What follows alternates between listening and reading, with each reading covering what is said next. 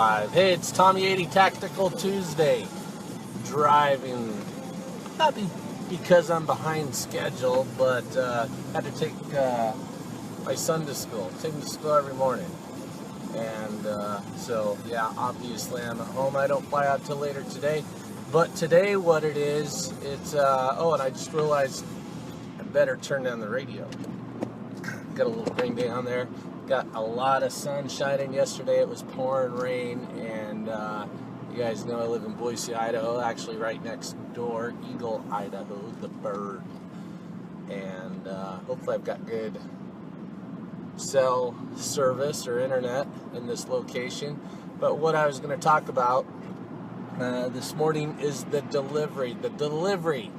This is where the salesperson, the F&I manager, the sales manager, GSM, GM, did I say that? Owner, put the buyer's remorse to bed. This is where you do the delivery. So you've done all the steps to the sale already. The customer went in and got signed up. Hopefully bought some back end protection products, warranty, gap, theft.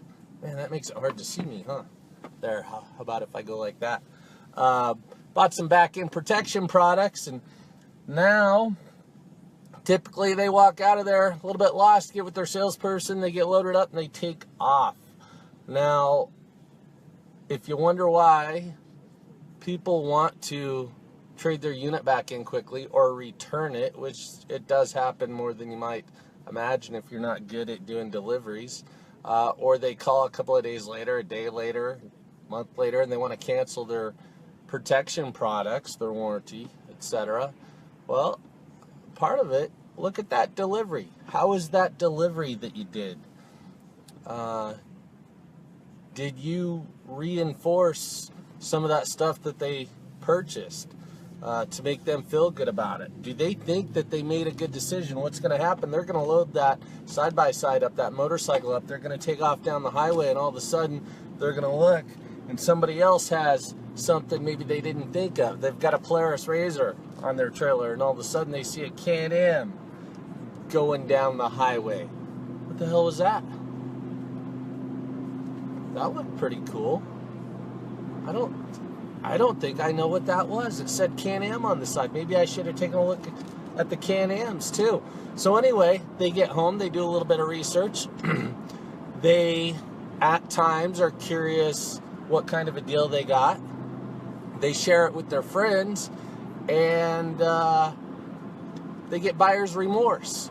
And that can be prevented with the delivery process. Now, you remember a couple of years ago, maybe it was about 10 years ago, car company, they would, gotta get another lane here, they would do a little thing on their TV commercials at the delivery that they really tried to cater to women, and part of it worked. It was Saturn, owned by GM. The delivery, they parked the car in a specific area. Yeah, it was probably the sold lane. Parked the car in a specific area. Everybody would be standing there, the salespeople, sales managers, and clap for that person. Hey, this and so is so-and-so. This is Janice Smith, and this is her new Saturn. And they would clap about it. Well, some dealerships still do that. They're not Saturn. But there's some stores out there that still try to make the customers feel good by doing that. Should you do that? That's part of the delivery. Is that going to help reinforce with that customer that they bought from the right dealership, from the right people? Yes, it is. What about, so you can do that, there's stores out there that do that, car stores and motorcycle shops. Now, something else that you can do, that you have to do. I know a lot of salespeople, well, some salespeople will walk a customer around, especially in a Harley dealership, take them over to the service department, and they introduce them to the service department. Hey, this is Mr. Service Manager, and he's going to be your service manager, and this is going to be your service rider when you bring your motorcycle here the rest of your life. All you have to do is walk in here, they hand out their cards. Yeah, you're probably thinking, off the record, you might be thinking, well, my service manager and my writer, they're grouches. They don't like anybody. Yeah, well, they will play along with the game. They get it. All you got to do is take your customer over there, part of the delivery process, and they'll be nice to your customer. They will smile, but you've got to do it. And you've got to do it consistently. Be persistent about it. You keep going and going and going. And what's it going to do for that customer? You're going to have a customer for life. You ever get skated? You know what skating is, roller skates. You ever get skated? And you sell something to your customer.